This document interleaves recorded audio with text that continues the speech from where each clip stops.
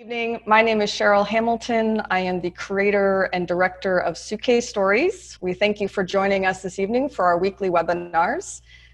Suitcase Stories is a signature program of the International Institute of New England. We are a 100-year-old organization that welcomes and assists newcomers. Suitcase Stories with our program is about raising the profile of refugee and immigrant stories, as well as fostering community.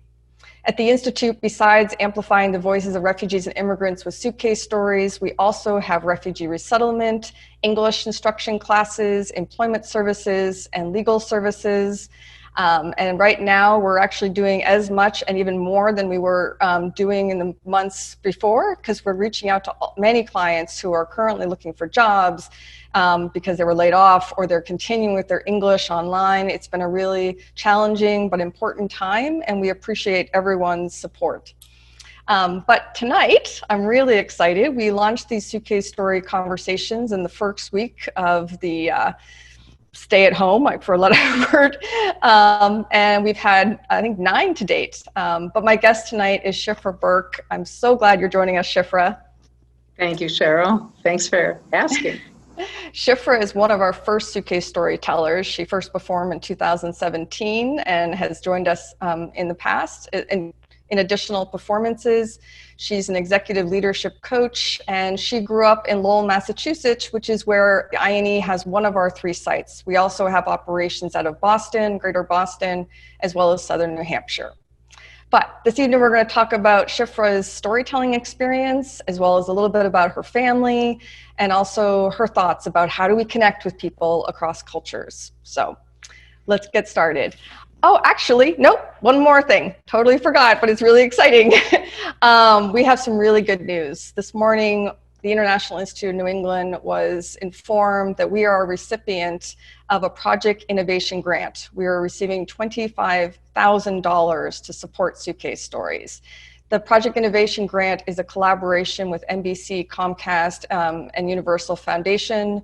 The awardees are selected by the media outlets in 11 markets. Here in the region, it's NBC 10, Telemundo Boston, and NECN. They select 4 recipients, and we are incredibly honored to have been selected, because this funding will allow us to advance our program, feature more voices, and work with new populations in the year to come. So we've had an exciting day. Yay! But now I want to talk to Szifra. So Szifra, your story that you perform, which I encourage everyone to look for, you can see it on PBS Stories from the Stage World Channel. Your story is about how your name, you didn't discover until you were 16 that your name was in fact not Susan, but was actually Szifra when you went to get a driver's license. And in fact, you were given Susan by a customer at your parents' department store, correct? You got it all. I'm curious, how was it to craft that story and actually relive that journey? Because it's a story ultimately about being proud of your name and the origins. And so tell us more. So, how was it to craft the story? Much more challenging than I would have ever expected. That was really interesting, because I am easy with talking and telling stories, but there was something about telling the story in that particular very methodical, the moth sort of way that really took over my life for a few weeks. It was the first thing on my mind in the morning when I woke up, and it was the last thing at night. And I realized, thinking about today, that part of that is because of how incredibly important it is for me, and now I'm going to cry again, to honor the people who didn't survive to share their own stories. So, it felt like more than just my name story. It felt like this, the way if you're an actual immigrant, you carry your history with you. Well, I'm not an actual immigrant, but I'm carrying a lot of people's stories with me. And so there's something very, there's a lot of gravitas or importance to that for me. So That's So interesting. it was much more challenging than I would have imagined and much more rewarding than I would have imagined, both. Yeah, we talked about this in the beginning. You, like many people, wanted to tell your parents' story because you said, they're immigrants. It's not my story to tell. And I said, well, it's actually, we are going to connect with you more and their story if we hear it in your first person and how it affected you. So first of all, thank you for doing that. I can see how it would have been emotional. In fact, when we share your story, and by the way, we share it in pretty much every workshop that we've ever done, because it is very so touched by that. well, it's so beautifully crafted. It starts with humor and then it goes to the heart of these issues. It has an important message without saying you must do this, but the real reflection. So it's just gorgeous piece. And I also appreciate you saying that you spent a lot of time on it. I think people underestimate the craft of storytelling.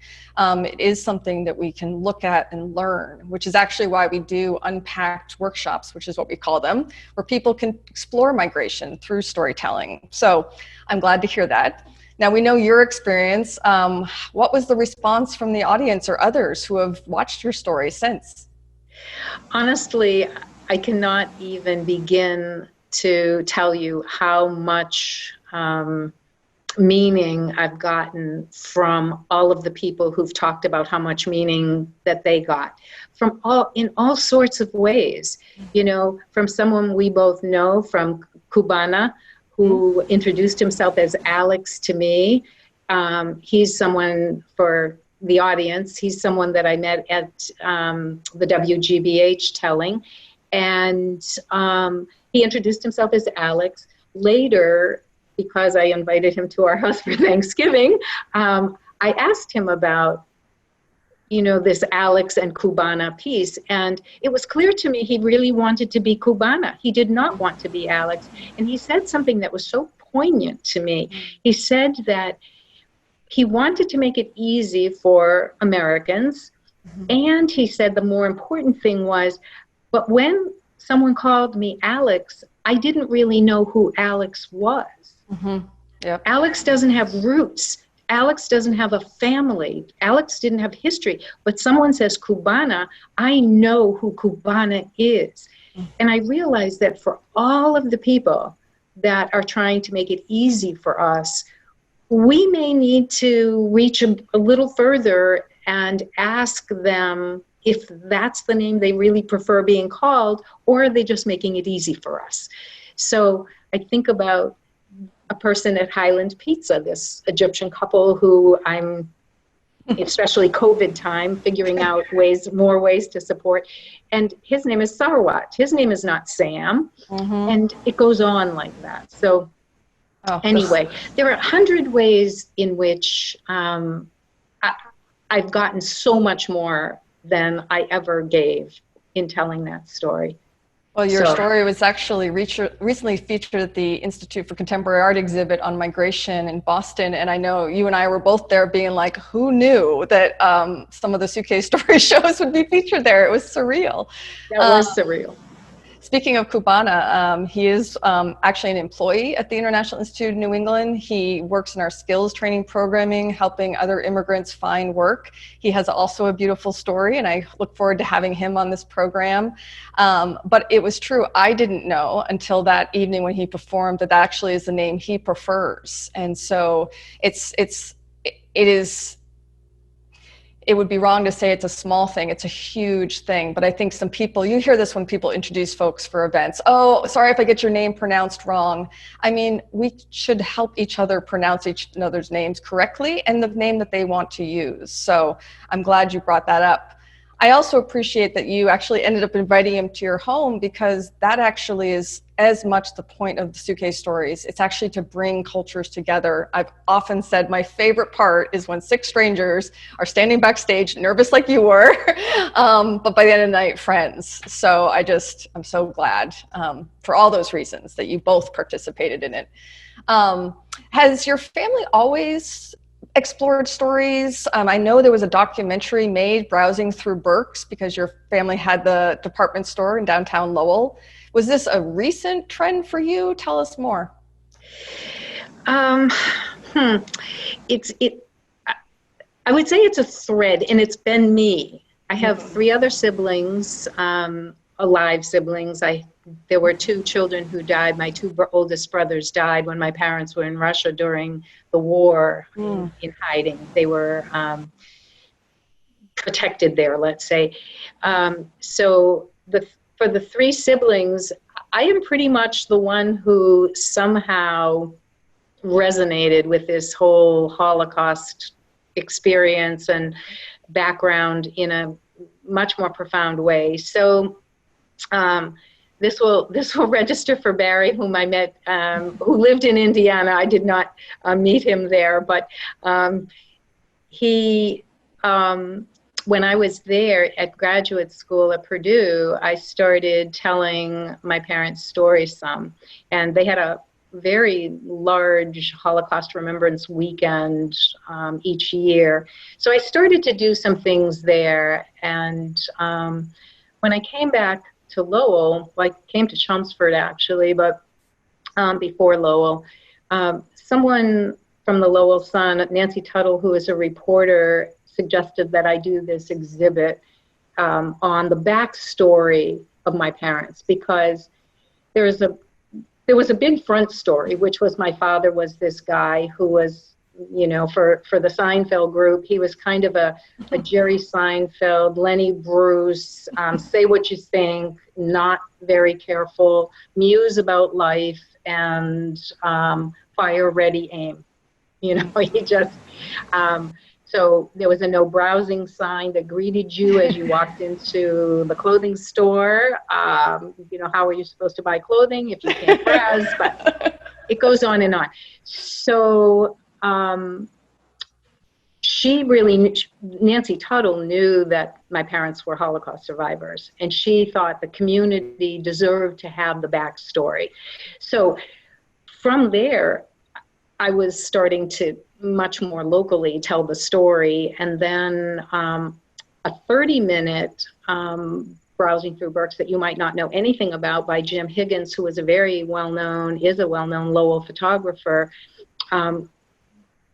That first browsing through Burke's was produced in conjunction with that exhibit at the Mogan Cultural Center, a small museum in Lowell.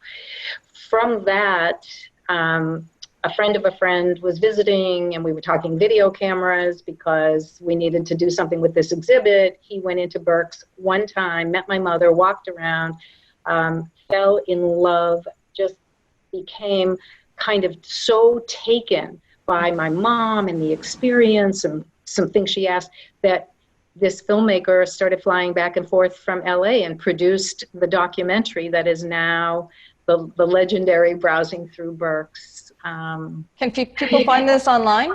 They can. Actually, if you Google, I should have the URL, maybe we can put it up.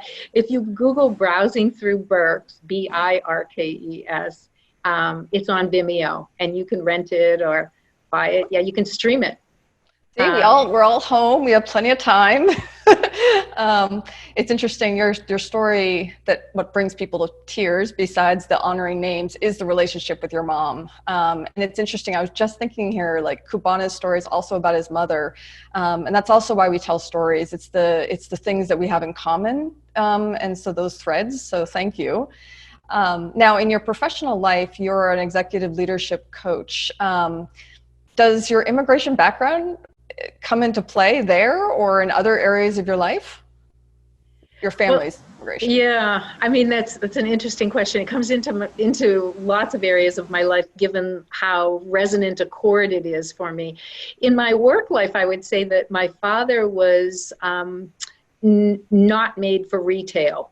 And so he and my mom were bookends, because she was like the quintessential queen of customer service. People loved her. People literally did, one of these into the doorway to see if my father was sitting in the chair. And if he was, many of them did a U-turn, never came in. If he wasn't there, they came in. Sometimes they came in and my mother would quickly say, go up, you can go upstairs, before my father would tell them that they couldn't go upstairs, which is where all of the women's clothing was. So My dad, however, was a brilliant businessman. He was very well educated. People might not have known that, but he was kind of PhD equivalent, educated in Poland, and he had had very successful businesses. He was 32 when they went to Russia. And so by the time he was 32, he already owned businesses and was a very successful entrepreneur. And so as a coach, I do a lot of work with helping people be in their businesses more like my mom, but they might have the personality of my dad. That may be why they come to me. So I'm pretty comfortable with the, hardcore leaders who say to me, I'm ruining my business because I'm tearing people's faces off, and I don't think I should do that, even though it's really, I'm so sick of babysitting, I can't stand it. So helping them maneuver their way to assertiveness out of aggression, or conversely, helping people move from passivity to more direct, comfortable communication. And I think having lived with each of my parents, I think it was actually good ingredients for the work that I do. No, that's fantastic. I love it. Yeah. Now, because I know you also reach out to so many people in the community and help in so many different ways. But you've said you have a special interest in making sure that immigrants feel welcome. Can you talk more about that? Yeah, I think, I don't know if it came just from my parents. I was thinking about this today. If it came just from them, or realizing that from a ricochet, I also was, called names and discriminated against. So I was called Dirty Jew when I was a very little girl. We lived in a neighborhood that was primarily, there were no other Jews in that neighborhood.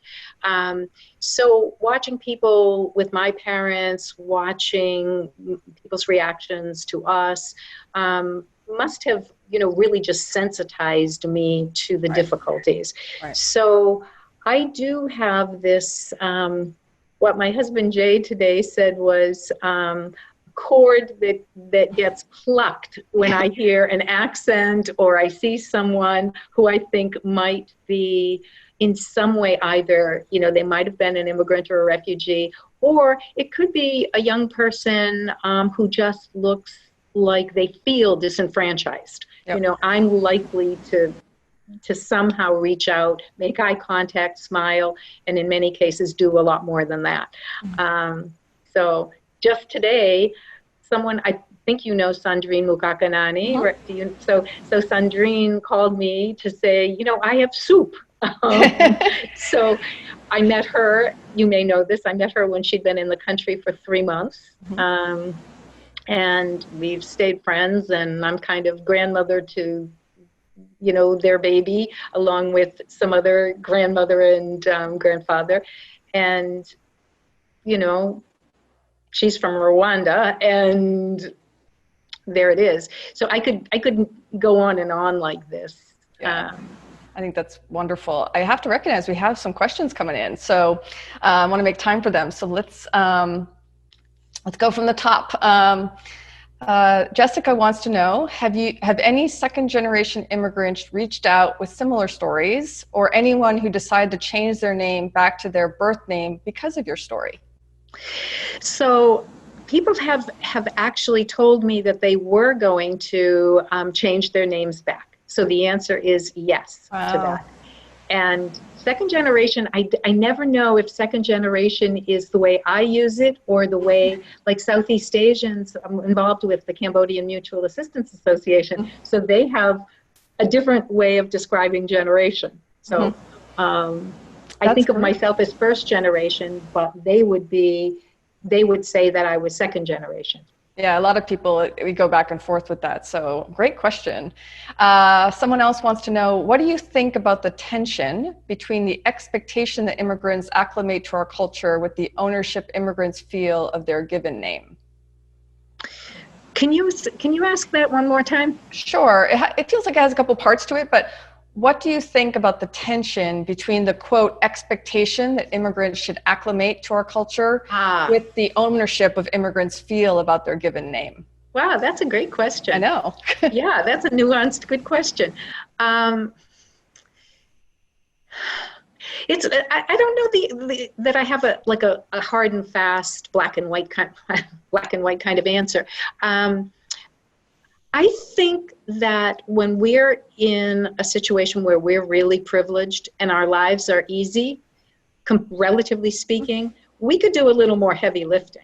Mm-hmm. So I do think that there are ways in which immigrants and refugees do need to figure things out. And I think they, unbeknownst to most people, they're working overtime to do that. Yep. They are just working to figure out supermarkets sometimes and bus systems. And, you know, we only notice that their names are foreign. Well, guess what? Our names are foreign to them. Mm-hmm. And they're having to learn a language in which our letters don't necessarily say the words, you know, that there's rough and there's through, mm-hmm. and it goes on and on for them. So I'm not sure that we shouldn't do a little bit more in the, you know, if we're, I don't know if you can see like I'm trying to do a handshake, and maybe we could reach a little further than halfway. So no, it's a great point. Not sure. No, it's a great point. I mean, there's in the Suitcase Stories workshops, some of the stuff we talk about is cultural integration. And even that word is controversial. Some people feel like there's an assumption in that. And there's a lot of research about the debate about definitions, acclimate, integrate. But in my classes with the immigrant students, particularly, as well as the US born students, it's a question of belonging. Really, at the end of the day, do you feel like you belong? Do we help each other belong? What does belonging mean for you versus somebody else? But I absolutely agree with you. When there is a technical definition of integration, previously it was described as something that immigrants did. It was an action and an expectation, as the person who asked the question raised. But recently, thankfully, there's been a movement to say integration is a two-way process. And actually, it's a multidimensional process, because some people don't even consider themselves in one place. Maybe they're multinational. And so I absolutely agree. We need to do more ourselves, those of us from here, to fully think about how we need to change and adapt. But I could go on and on. It's a subject that's really important to me. But we have more questions. Okay, great. I love all this. But wait, before I say the question, Kubana joined the conversation. And he wants to say, sending my greetings to my friend Szifra. I do proudly go by the name Kubana because of your wonderful story. This is the good news we need right now. So, hi, Kubana. Hi, Kubana. I am so glad to call you Kubana. The next question is, what best practices do you think the best for making immigrants feel welcome or that sense of belonging? What can we do? So I think there are some really simple things we can do. We can look people in the eye. We can smile. Mm-hmm. We could say hello. We can ask questions. Mm-hmm. When we can go back to convenience stores and gas stations comfortably, and all the other places we can go where we see people working, we can talk to people, and we can ask them questions about, so what did you do in your home country? And the surprise will be things like, oh, I was a lawyer, or I was, I was training to be a physician, or I have a daughter at Harvard, or, just all kinds of things that you would never expect. And I realized so clearly that the vast majority of people who knew my dad would never have guessed, and it never occurred to me to think this until adulthood, they would never have guessed, based on his accent and his demeanor, that he had a very different life before, and was figuring out from their first jobs here in the U.S. essentially were as janitors. And so I think some of it's pretty simple to just, here's this human being across from you. And I would say if you can pay less attention to the differences and more attention to human, then you've really done something with your day, because it really does make a big difference to anyone to be noticed and to have a sense of belonging. I think it's a Again, great points. Clearly, you already spent all your life with this. There's a tendency of people to default to where are you from? We hear this a lot, right? You see an immigrant, where are you from? That it can be actually alienating for people, right? As if they're not from here, even if they are born somewhere else. The best answer I ever heard when I actually did it to an Uber driver, which we've all done, is he said, I'm from heaven, where are you from? And I was like, woof. So I've really had to, in that interest of creating belonging communities, think of more creative and questions I'd ask somebody else, right? And so I really encourage people on the call to think about that. Oh, my go-to when I meet people is what brings you joy. But it could be what was the highlight of your week, or tell me what it's like to work here, or tell me about your family. I mean, there's just, when we think about it, there's much more we can do. So if we can challenge ourselves and share our questions, that'd be a good idea. Oh, Szifra, we're already out of time. I wish I had so many things we could talk about, but I really appreciate you joining us. I really appreciate you telling your story. One of the questions we didn't get to, but it's a good commercial, is how did you learn your name wasn't Susan, and became Szifra? And I'll just say to everyone listening, as a teaser, she went to get her driver's license. So you need to log on. You can Google Stories from the Stage, Suitcase Stories, episode 2. This is filmed at WGBH and World Channel. It's one of our partners with the program. There's 6 stories featured there. You can find Szifra's. Again, it is beautiful. You'll laugh, you'll cry, you'll feel, and then you'll think about your name. So thank you, Szifra. Thank you.